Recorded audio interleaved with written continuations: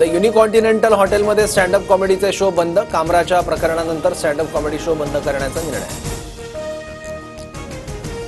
कुणाल कामराचं शिंदेंसोबत पंतप्रधान मोदींवरही गाणं. गाण्यात मोदींचा तानाशा असा उल्लेख. कामराच्या गाण्यामुळे मोठा वाद होण्याची चिंता. नागपूर हिंसाचार प्रकरणातील आरोपी फहीम खानच्या घरावर बुलडोझर चालणार.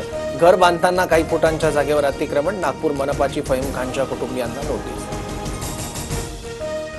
संचारबंदी हटवल्यानंतर नागपुरातील शाळा आजपासून सुरू होणार. 6 दिवसानंतर संचारबंदी असणाऱ्या भागातील शाळा सुरू होणार. शाळा सुरू झाल्यानं विद्यार्थ्यांना मोठा दिलासा. ऐतिहासिक संदर्भ पुरावे नसलेल्या वाघ्या कुत्र्याची समाधी रायगडवरून 31 मे पर्यंत हटवा. संभाजीराजे छत्रपतींचं मुख्यमंत्र्यांना पत्र. शिवरायांच्या समाधीलगत कुत्र्याची समाधी. पुतळा उभारणं दुर्दैव असल्याचीही नाराजी.